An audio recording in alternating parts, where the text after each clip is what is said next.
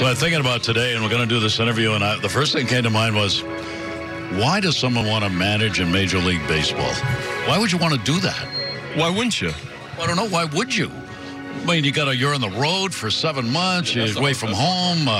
It goes on and on and on, losing seasons, and you got to live with that. And why would you want to do that? I woke up with a headache this morning. Not from probably because I'm just worn down a little bit. Why would you, seriously? No, I just really enjoy it. I love it. And it's I've coached I've been in professional baseball since 1997. So I'm used to the lifestyle. I'm used to this. I've been in the big leagues for a while now. There's no place you'd rather be. And I've always wanted to manage. I've always wanted to coach, and if the managing opportunity came, that would have been great. I wasn't searching for it, but always knew I wanted to do it someday, and got fortunate enough to get this job. I feel really lucky, and I feel blessed, and it's one of 30 jobs that I've really enjoyed, so hopefully I can continue to do it for a while. This game does grab you once you're in it, doesn't it? It does, there's no doubt.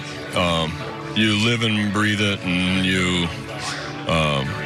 it's one thing I need to really improve on, to be honest with you, is to be able to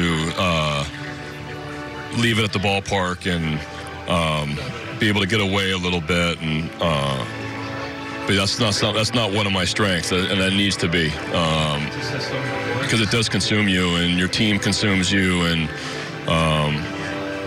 how your team is playing, and individual players, and you're at the ballpark. I'm at the ballpark for 12 hours a day minimum usually, and it's a grind, but it's really, really gratifying also. How much do the coaches that you have help make that doable? Yeah, a lot. And this is, like I said, this is my first time managing, and I've always been in that coach's room, and you want to support the manager in any way you can, and those guys have done a great job with me, whether it's, I'm talking to the media a lot. As a manager, you're pulled in a lot of different directions, and you lose the coaching on the field aspect of it. You don't get to be out there as much with the guys, and I've always been the one out there on the guys throwing BP, hitting fungos, taking guys out early. Little side conversations about when maybe the player's irritated not being in the lineup or irritated at the manager for whatever reason. So I was always kind of that guy, and now I'm in this seat, and so you really rely on your coaches to your trust that everything is going on the way you want it to happen out there, and I've been really fortunate this year, and our guys have done an outstanding job of supporting me. Staying ready for every game, one of the things that I thought was most impressive about Trey Mancini this season is that he has learned how to do the grind seemingly every day. He has, and I think he's going to continue to improve with it. I think that's one thing. He is so hard on himself. Early on in this year, I was like, I don't know how this guy's going to make it 6 months. He's just a perfectionist, competitor. When we lose the games that we've lost, and in the way we've lost these games this year, I look at him and it just kills him. It matters to him how he performs, how he helps the team, but it really matters to him about the club also.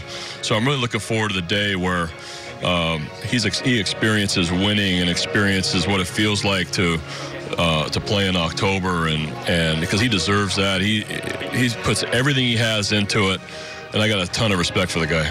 John Means, maybe the biggest surprise. Talk about him, would you? Definitely the biggest surprise. Barely made the club out of spring, and I just love his attitude. You got to have confidence to play at this level. You have to have an edge. You got to be to have success here.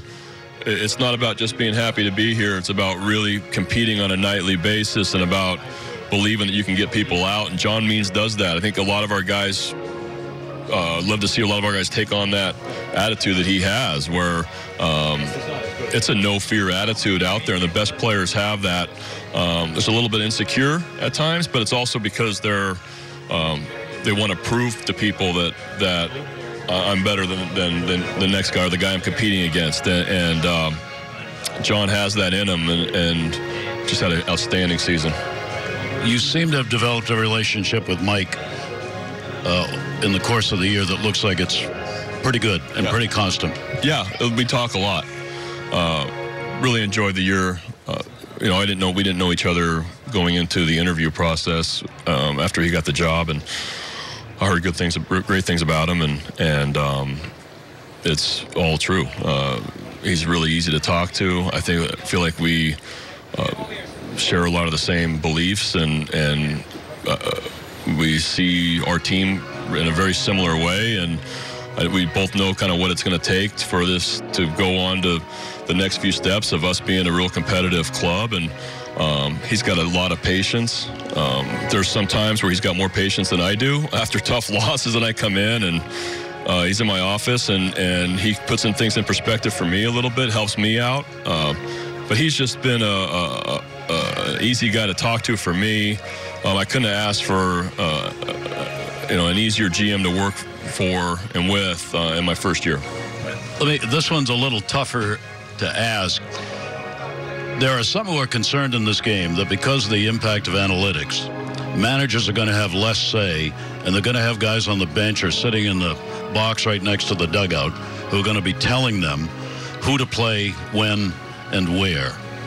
Do you sense that, and could you manage if that ever happened? I think that it varies from organization to organization. I know that there's some teams that are front office is more hands-on than others. Mike's been, I get information, but I'm not told ever what to do or who to play or where to hit a guy in the order or any of that stuff. I think that there's a trust factor there that Mike and Sig believe in me. We do talk about things. We do talk about situations. I ask their opinions or asked if they felt like I should have done something differently. But, yeah, I think that's definitely more prevalent now than it was 10 years ago. But I think it's different in every organization. There's certain front offices that are more hands-on than others. Have you had fun? I have. Yeah, I have. It's been, when you know what you're getting yourself into. I knew that the team was going to struggle. I knew that the team was not going to compete for a division. The bottom line was to try to get our players better, try to create a great culture, try to make sure our guys compete on a nightly basis. So I feel good about all those things have happened. Love to see us win more games. Love to see us win a lot of these close games that we've kind of given away. But those days are going to come where it's going to flip. We're going to start winning those games. And so I've enjoyed the team a lot. I've had a great coaching staff. And it's been a lot of fun. So the city of Baltimore's been great to me, and looking forward for the future. Appreciate it. Thank you. Thank you, Gary.